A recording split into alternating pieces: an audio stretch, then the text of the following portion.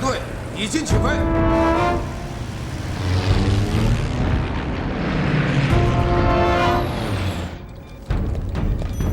报告，加藤大佐来电。好，就这样。念。97陆空机群已接近重庆上空，即将进入轰炸航路。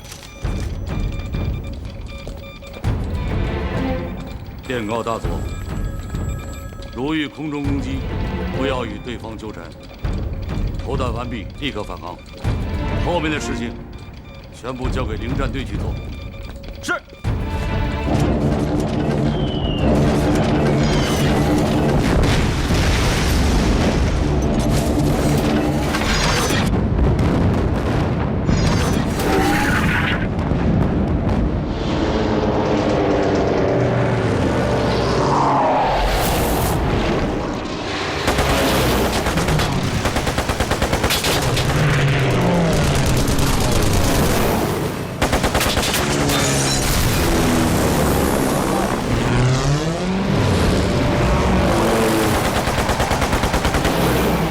什么？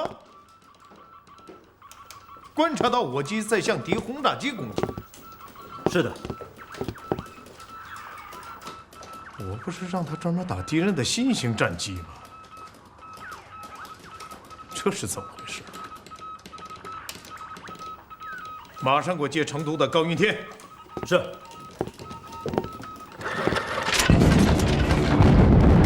完成投弹的客机，立刻返航。不要纠缠。明白。12航队已经返航。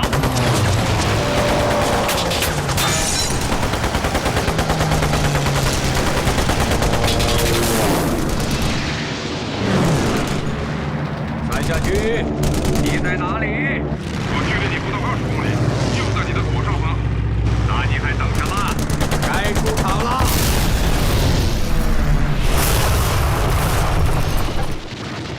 我现在下去会误伤你的，你那已经乱成一锅粥了。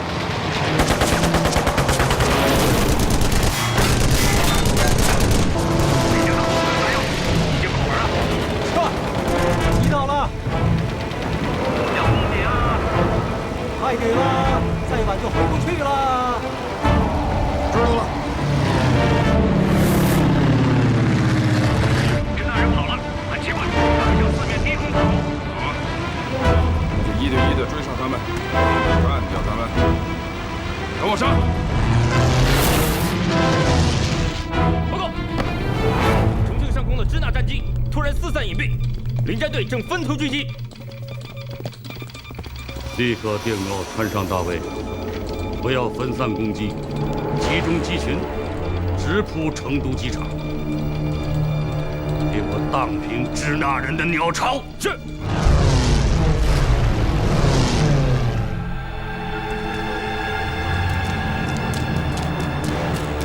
报告，讲。2个废弃机场均报告，有我空军飞机紧急降落，目前暂无人员伤亡。不过，其中一机场遭敌机机枪扫射，我3架飞机起火。3比3，不算丢人。报告。讲。成都远郊防空观察报告，8架不明敌机正低空向我太平寺机场飞来。拉响攻击炮，全体进入工事，准备迎战。各机注意，并观察到目标城市。各机随我上升到1000公尺空域。明白，队长。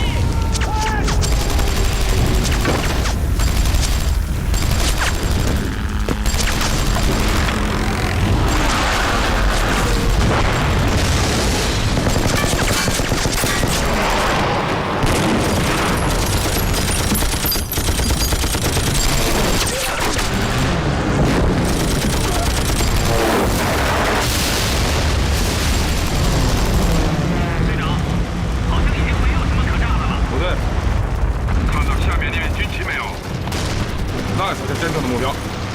交给我吧，队长，我这就下去打掉他。来点刺激的，下去亲手把他缴获了。这主意很棒，队长。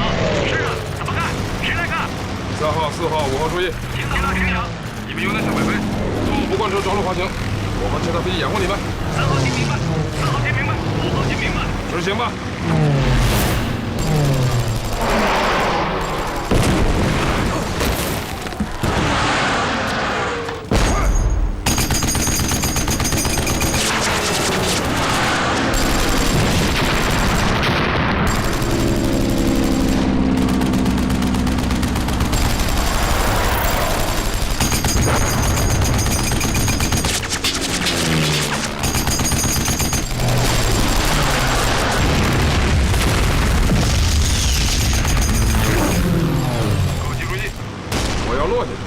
你们帮我对付地面火力。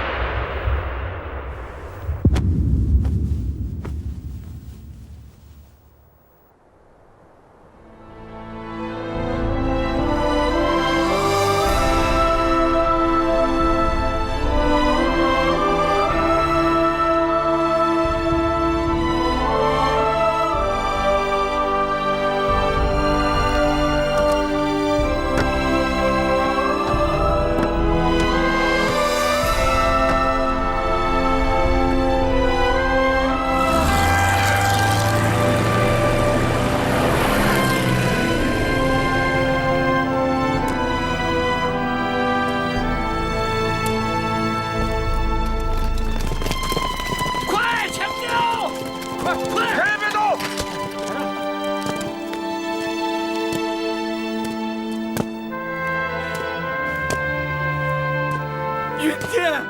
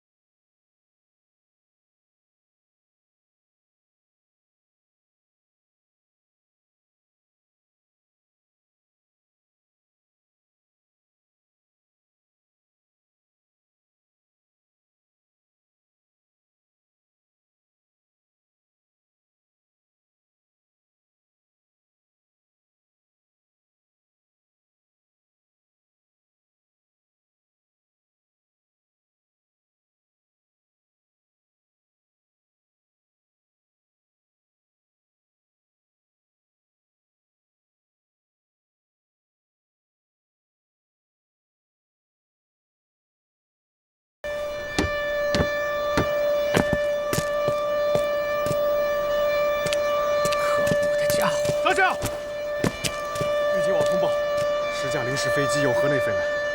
我不相信，怎么现在到处都在报告发现了日本人的零式飞机呢？哪里会有那么多零式飞机？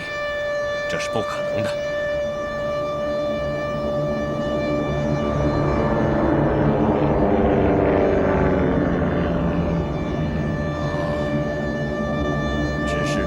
97式飞机，这种型号属于日本陆军，比日本海军的96舰战还不如。胡少校，我请你们以后不要再嚷嚷了，动脑子想想，怎么可能有那么多的零式？少校，我看你们现在是得了零式恐惧症了，请你们以后不要再给零式做广告了。该死的家伙！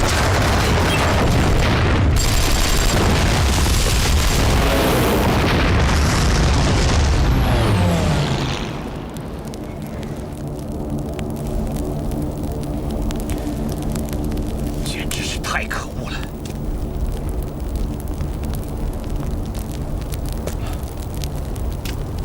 不过显而易见的是，日本人这会儿就算是开着木蜻蜓飞过来，你们也拿他们没有办法。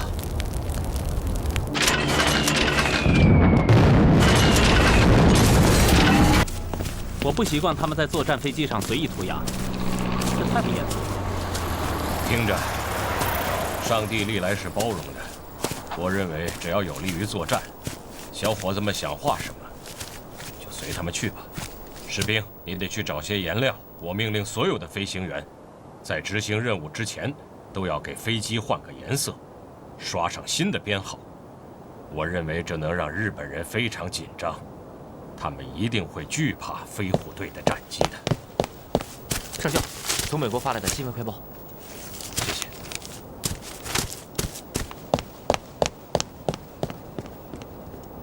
是什么？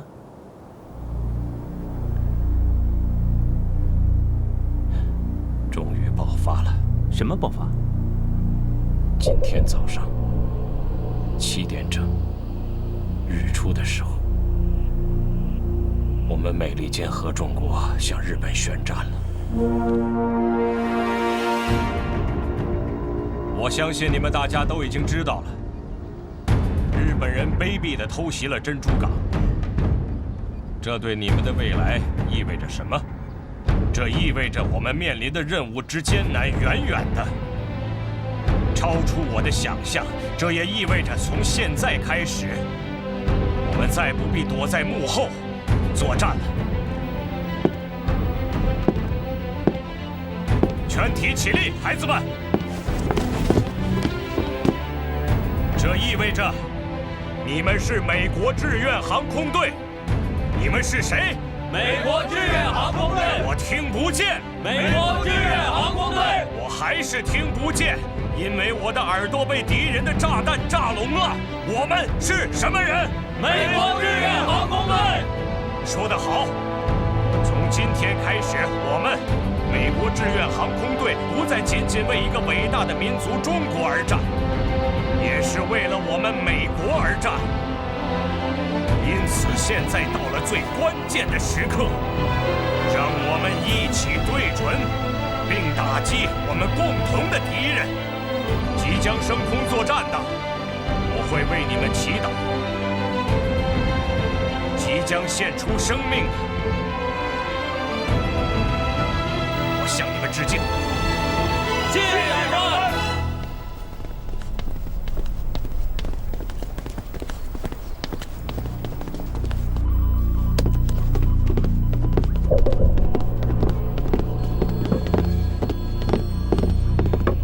记住这个命令。司令官，讲。陈纳德上校来电。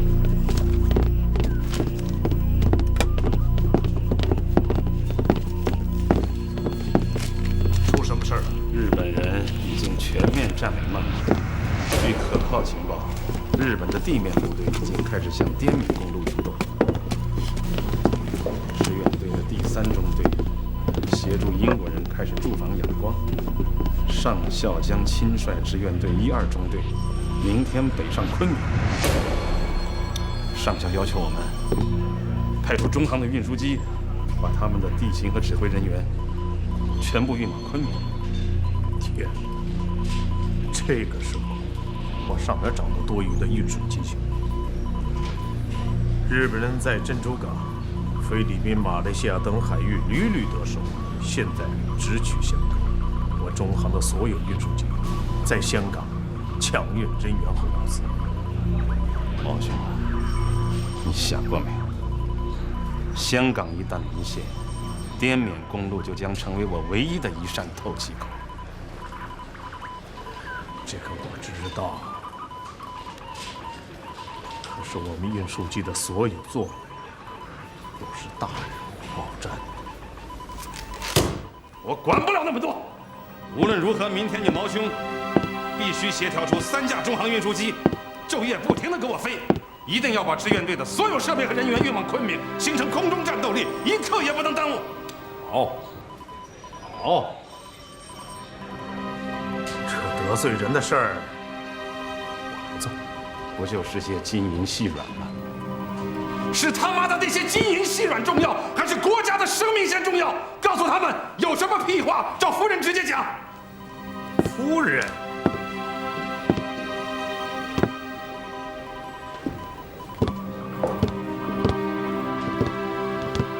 你就别自找没趣了。我告诉你说吧，中航的2架专机运输机，拉的就是夫人在香港别墅的家私。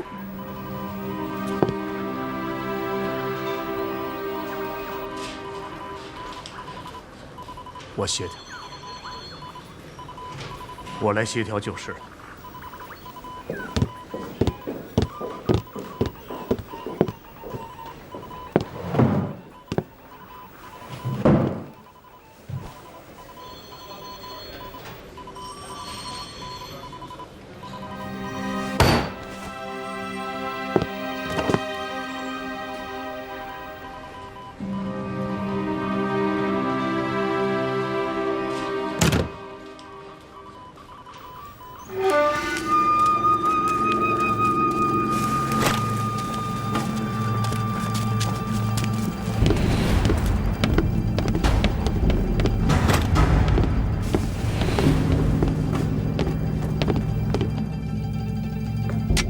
不错。大本营派我到你们第5飞行师团，就为了协助你们扫荡美国人在亚洲的最后战斗机队。森川将军，这也太过分了！你们在珍珠港、菲律宾所向披靡，出尽了风头。现在剩下最后一点彩头，你们都不肯撒手。难道离开了海军，我们陆军就无法作战了吗？不，宫门将军，大本营没有轻视陆军的意思，完全是因为我熟悉这个对手，我和他已经打了4年的交道。作为顾问，我只是希望能对你们有所帮助。既然这样，那你说说，我们怎么才能打掉这群美国的空中牛仔？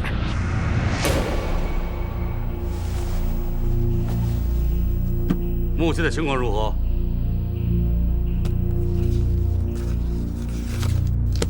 ？3个小时前，我们在泰国的基地派出侦察机，在仰光上空进行侦察拍照，这是在冬瓜机场上空拍到的。也就是说，陈纳德的全部志愿队战机目前仍然在冬瓜机场。是这样的，加上英国的皇家空军，目前在仰光有100多架战斗机，实力相当强啊！我已命令我第5师团主力机群，今日对仰光发起强行攻击。将军，你就没想过吗？我对珍珠港和菲律宾的空中突袭均为偷袭成功。我也想过偷袭，可是海军把他们打成了一群惊弓之鸟，他们24小时在仰光上空巡逻警戒，再想偷袭已无可能。那你就没有想过，首先攻击昆明，摧毁他们的昆明基地，这将是意外一击。昆明？对，打掉他们的昆明基地，扫除一切后顾之忧，然后再全力攻击仰光。到那时，即使我们在空中打不掉他们也不要紧，因为我们的地面进军将很快占领仰光，陆军的坦克可以直接开进仰光机场。森川将军，您不愧是行家。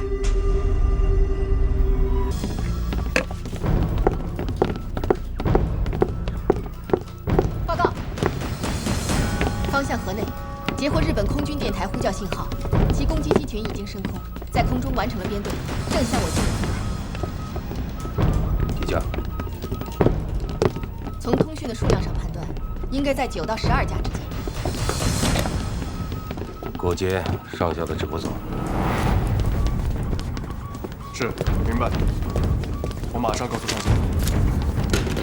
上校，大约10架日本轰炸机在老街越过云南边境，正向北飞来。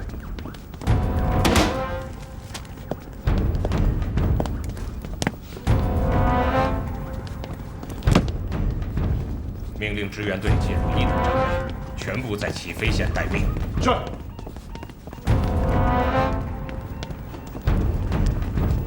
伙计们，记住程序没有？中队长放心，很好。重复一遍。杰克的2中队4机编队拦截，霍华德另一4机编队在昆明上空做防御性巡逻。我1中队16架飞机在昆明偏西高空待命区飞行，一有战事立刻投入战斗。对，都记住自己的位置。兄弟们，走！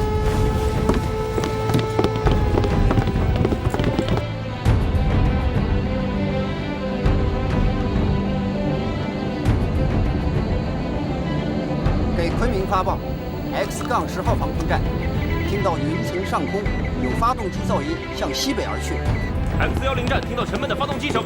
报告 P8站上空发现不明飞行物飞行。报告 C23站的高空云层中有多种噪音。逐条报告，上校指挥所，敌机正向我纵深挺进。是。我命令，2中队可以起飞了。是。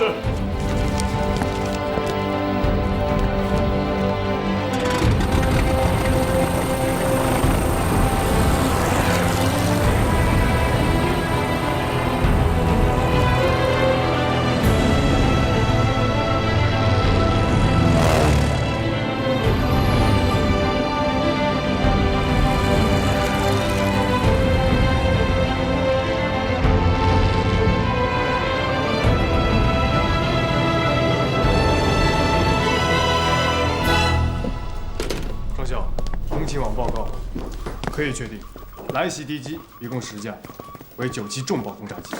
10点45时到达楚雄上空。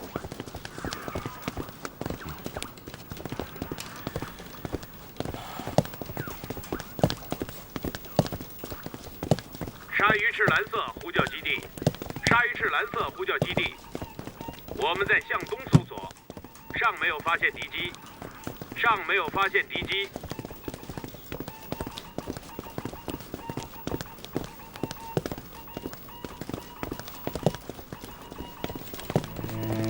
我说克莱尔，你等待了4年之久的关键时刻终于到来了。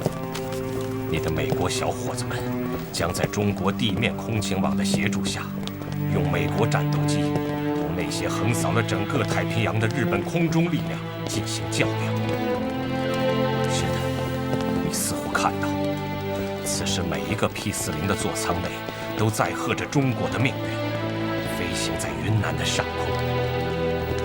真希望你能年轻10岁，也能坐在飞机的座舱里，而不是待在这个洞穴里。这样，你能闻着氧气面罩中那淡淡的橡胶味儿，通过瞄准镜中的草莓红光环，注视着无边无际的天空，那该是多么的惬意啊，克莱尔。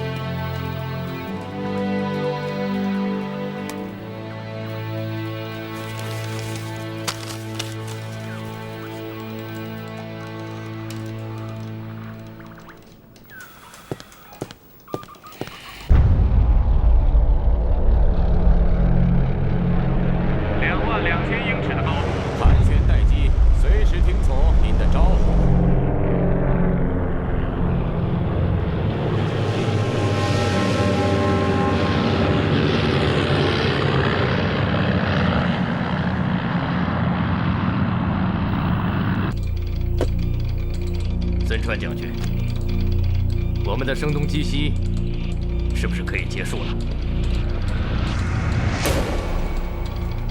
命令，我攻击机群，转向昆明，目标敌空军基地，彻底的摧毁那里的一切。是。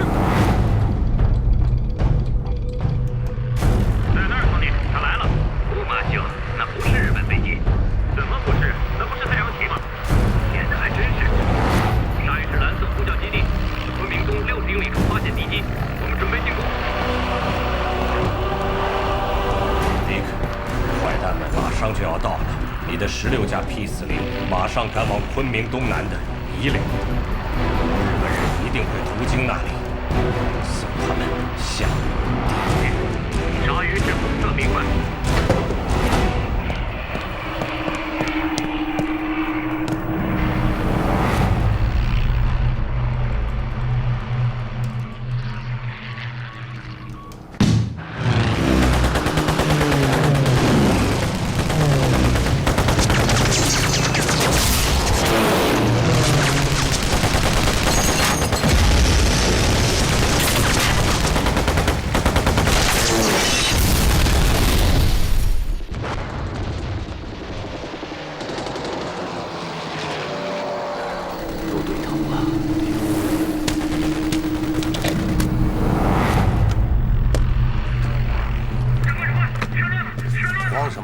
慢慢讲，我听着呢。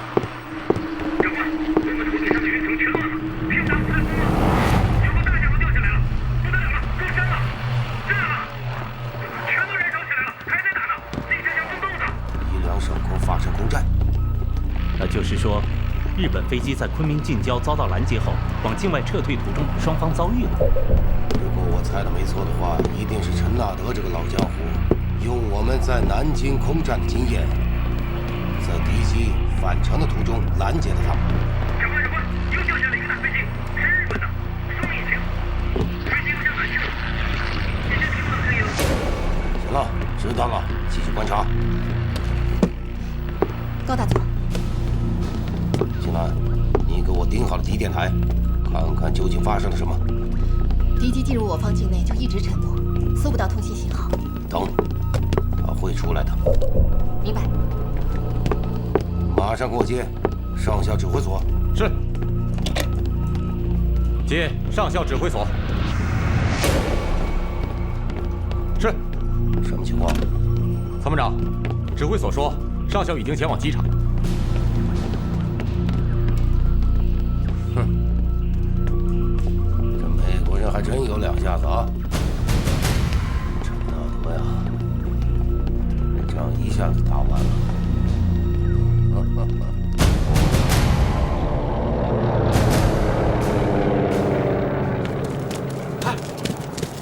哎，部长，救火没有？应该救火。什么叫应该救火？受空中通信距离的限制，指挥所的电台接收不到完整的空战情况。好在呢，上校把该下达的命令都下达了，应该有救火。就冲这老头子的功力，你也得相信他。那都不算，打下来才是真的。那就等着瞧吧，看他们回来的时候翻几个滚儿。啊？翻几个滚儿？这是什么意思？美国佬的习惯，凡是作战回来呢，先对机场做一个俯冲，然后拉一个快滚，表示打掉2架敌机。什么毛病？你给我都看清楚了啊！到底打几个滚儿？看，回来了！啊！来，看了。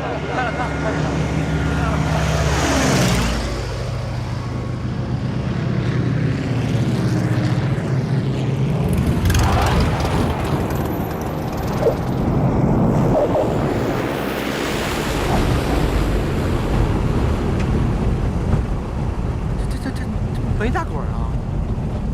一架都没打下来啊！啊，真是太棒了，太过瘾了！这该死的日本人，要不是我的机枪卡壳了，会揍下来更多。都冒烟了，我们各打各的，跟撵兔子一样。该死的全乱了，疯狂射击，全都是。孩子们，你们现在都已经语无伦次了，我请你们一个一个的说。阿秀，你先说。头，如果每架飞机选上500的话，那么今天您可要破费了。10架轰炸机，每架都有冒烟，在我眼前栽下去的就有4架。头，我们是最棒的。真的吗？你是这么认为的吗，迪克？保守一点儿，我们也至少打掉了日本人的1半飞机，其余的也都歪歪斜斜的拼命往南逃。我们是最棒的，头。这帮混蛋，好极了，真是太好了！你们干的真是非常出色！嘿，万岁！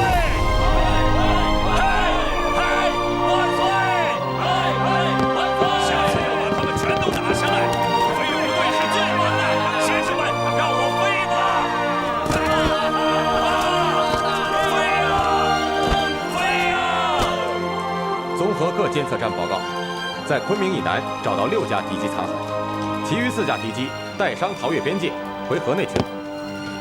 志愿队除1架 P-40耗尽燃油，在昆明市郊稻田里迫降，其余全部安全返航。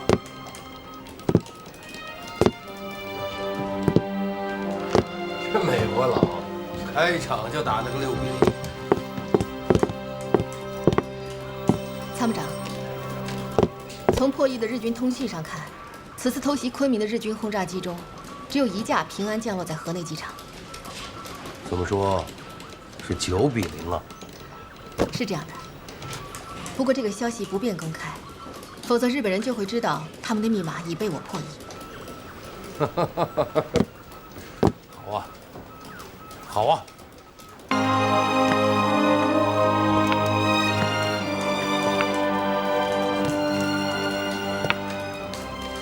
专机上有无通信？没有，只有电流声。狡猾的森川呐！通知0号1号，让他们开车，随时等待起飞命令。是。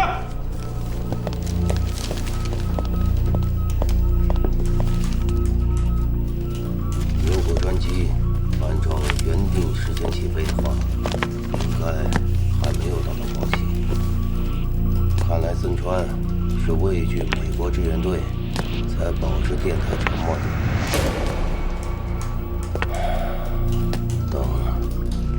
等他们进入广西。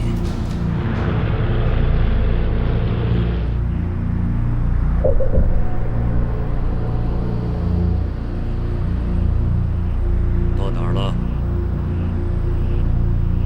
刚刚飞过平祥，将军。也就是说，我们现在已经在支那的上空。是的，将军。你告诉汉口，让他们给我准备一份东印度群岛的航图。去广州的途中，我要用它。明白，将军。电报员，告诉汉口机场找一张东印度群岛的航图。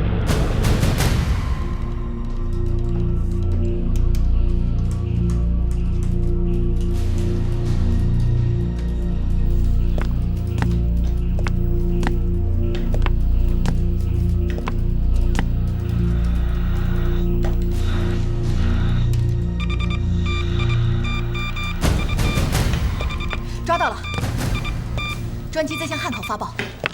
位置。测向仪显示，专机是在平祥和南宁之间。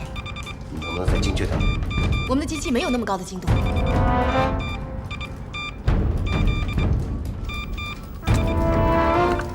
但可以肯定，专机是由河内机场准时起飞的，是一架9T重炮。按照其航行的速度，我们应该可以计算得出飞机经过伏击上空的时间。陈大茂，到，马上给我计算出来。是。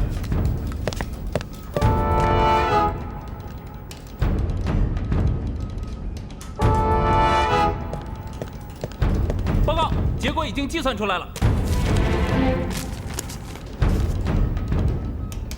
通知0号1号，让他们迅速起飞，到达伏击区以后，马上向我汇报。是。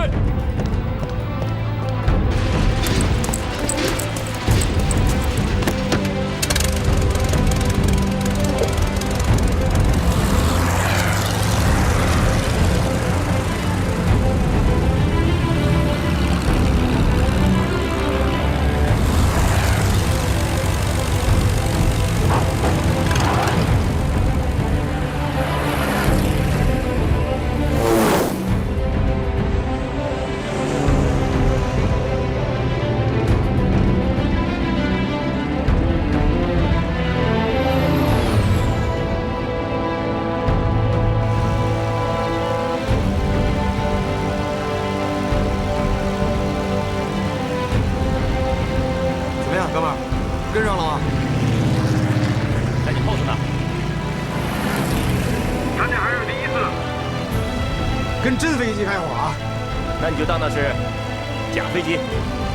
再说，这么多人都为咱忙着呢，你要相信组织嘛。行啊，你小子，没白教你。我呀，就是心里憋得慌，说出来好多了。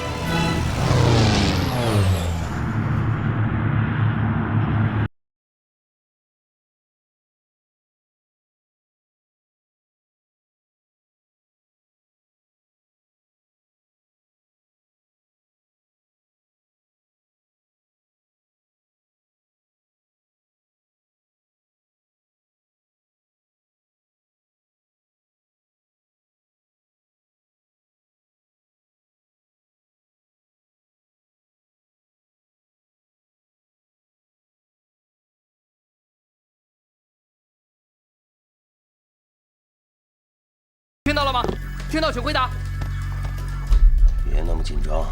高大佐，他们已经脱离了通讯范围。继续联系。是。是的。什么？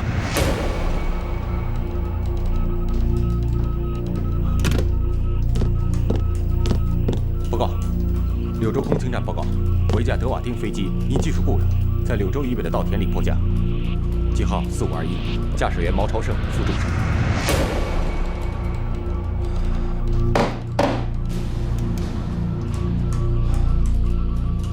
看来只剩下0号飞机了。以这个时间，他应该已经进入了伏击区了。1号，回答我，你在哪儿？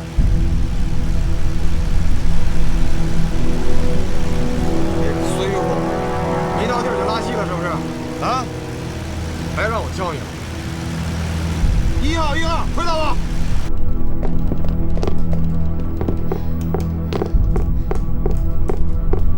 报告。讲。监听电台收到我0号机在空中的喊话。走。1号，常顺，你听见没有？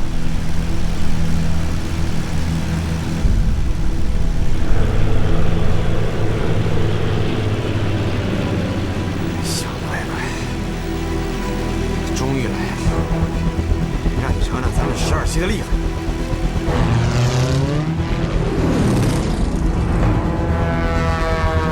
将军，支那空军在我左上方。想跑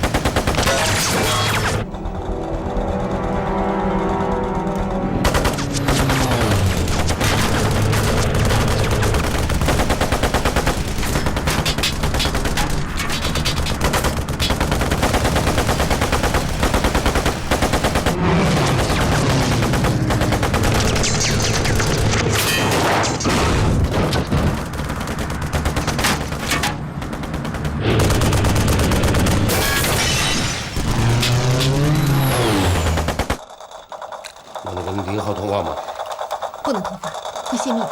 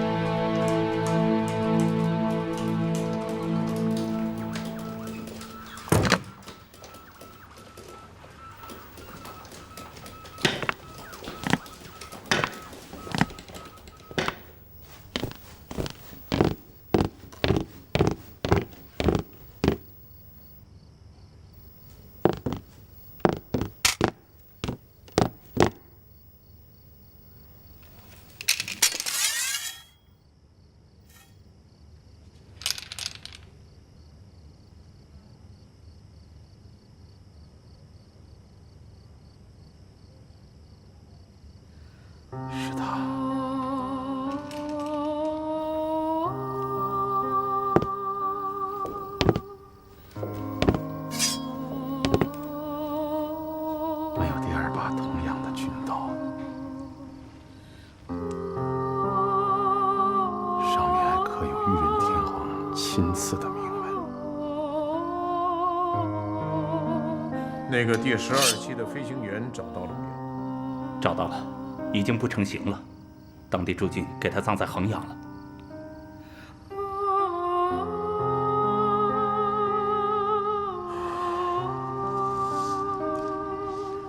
中央社的记者要报道此事，我没有同意。不要报道，要保证情报的安全。谁泄露了此事，我找谁算账。这你就放心好了。现在所有新闻的头条都是陈纳德的飞虎队。有人天生适合做明星，天生适合；有的人注定默默无闻，永远默默无闻。但是以后要记住，是刘长龄、翟刚、崇海、许世业、刘义夫，是中国空军斩获了此剑。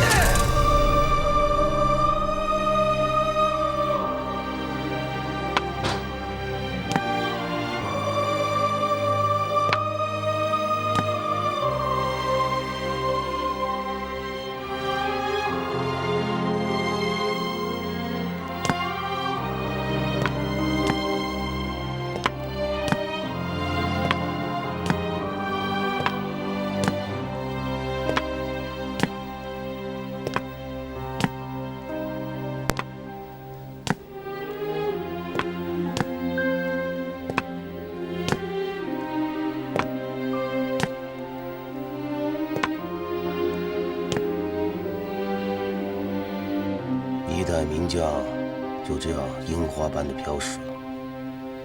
尽管是罪有应得，可我还是有几许伤感。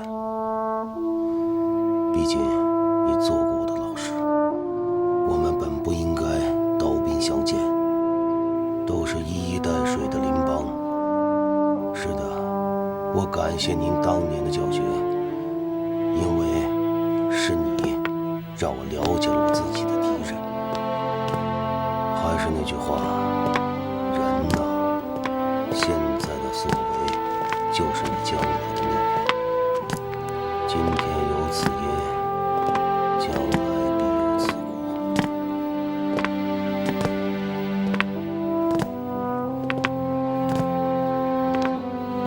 《纽约时报》文章最后说，在日本人势如破竹地取得胜利的道路上，仅有一个障碍，那就是缅甸的天空里到处都有鲨鱼。《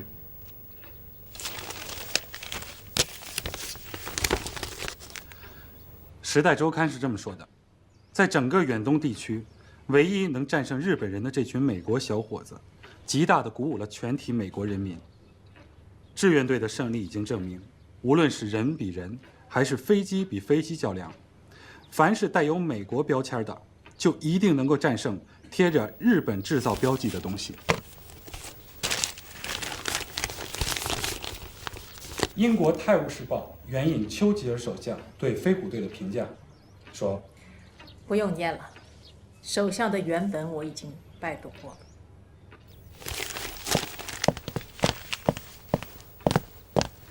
报告，周将军来了。夫人，周将军到了，还有重要的情况报告。请周将军进来。是。有请周将军。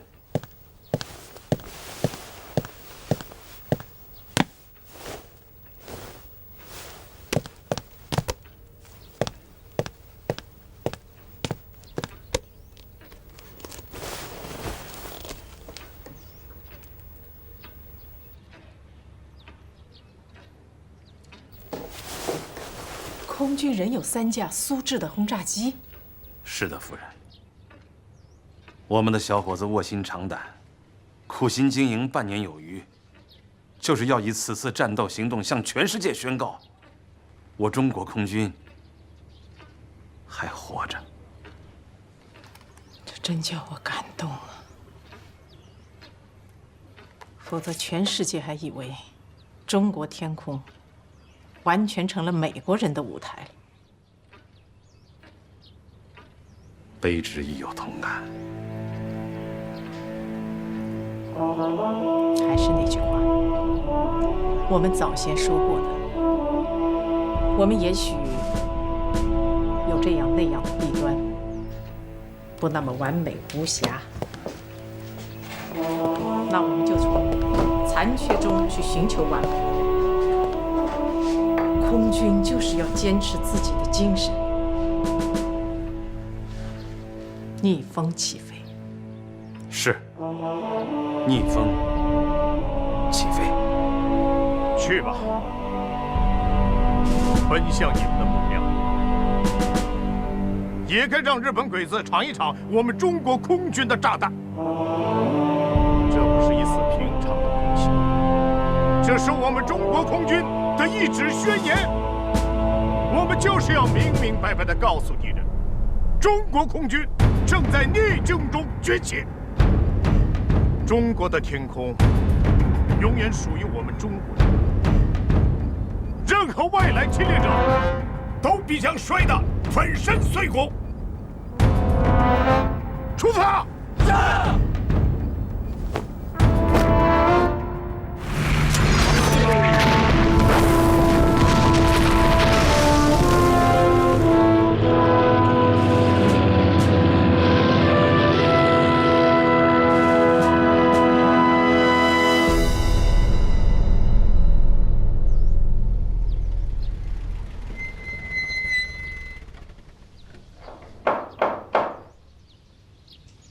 进来。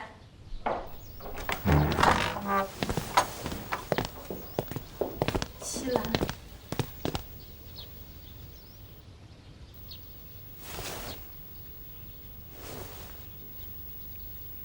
俊芬，联勤处委托我带他们到这儿来。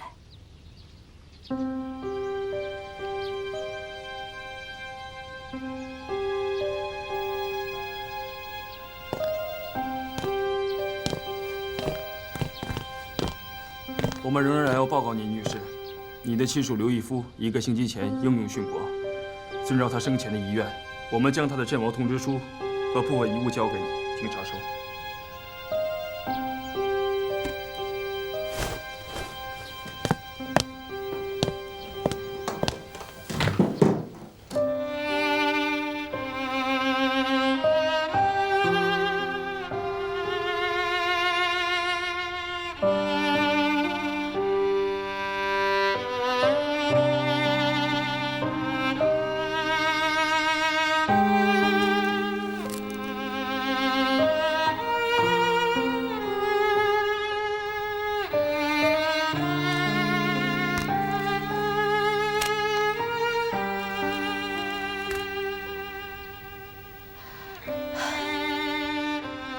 刘义夫遗言，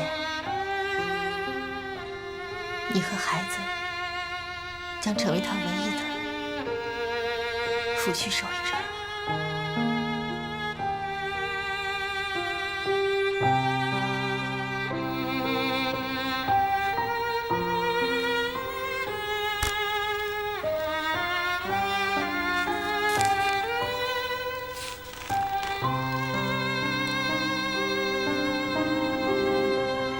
中国空军游击飞行大队上尉飞行员刘义夫，今已至诚昭告山川神灵，我今驾机迎敌，保卫祖宗，艰苦经营遗留无人之土地，名正言顺，鬼服神器，决心至坚，誓死不渝，汉贼不两立。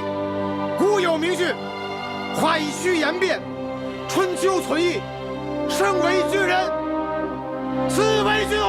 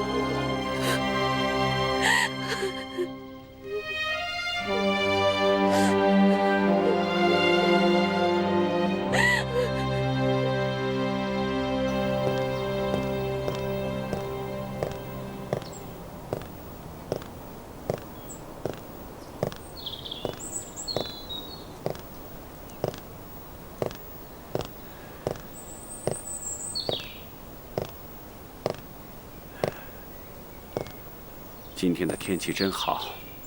是啊，好极了。要是每天如此就好了。你是说要变天了？变天恐怕不至于，但出了点小纰漏。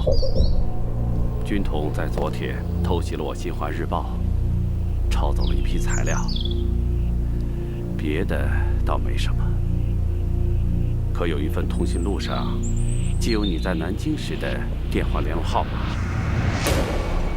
尽管他们查起来得费一番功夫，可周副主席指示要确保你的安全，不能有一丝的侥幸。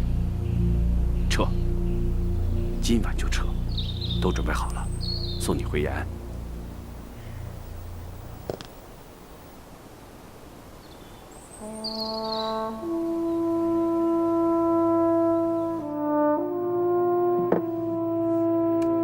当天夜里，我奉命撤离，躲避即将到来的迫害。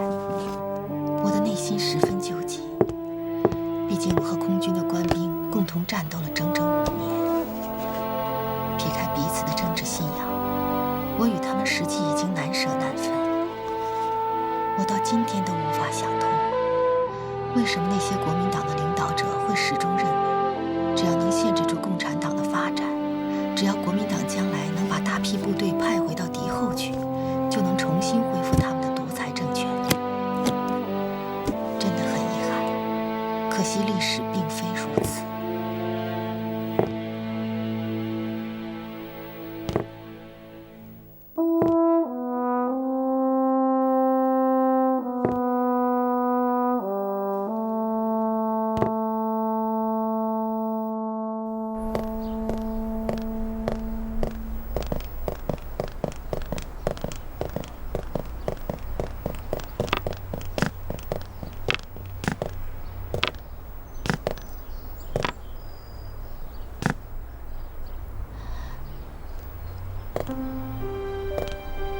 怎么，你要出去啊？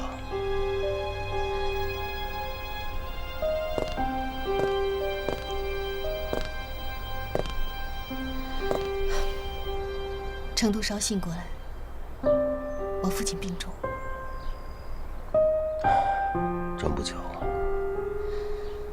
是不巧。你知道吗？我的游击飞行队刚刚得到一批 P-40。那太好了。我想请你做我的空勤主任，怎么样？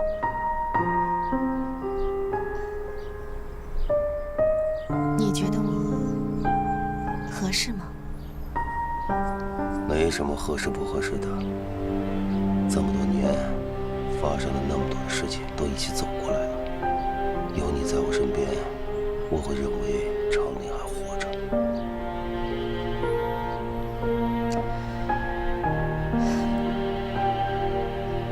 我考虑一下，等我从成都回来再答复你。我等你消息。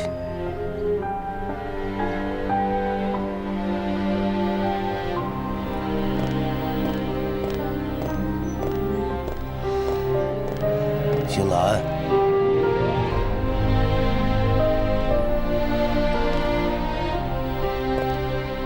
当年从南昌集训回来的人还剩下几个？你好好数数，数完了你就明白我为什么要把你留下来。血不是水，从血水里滚过来的老感情。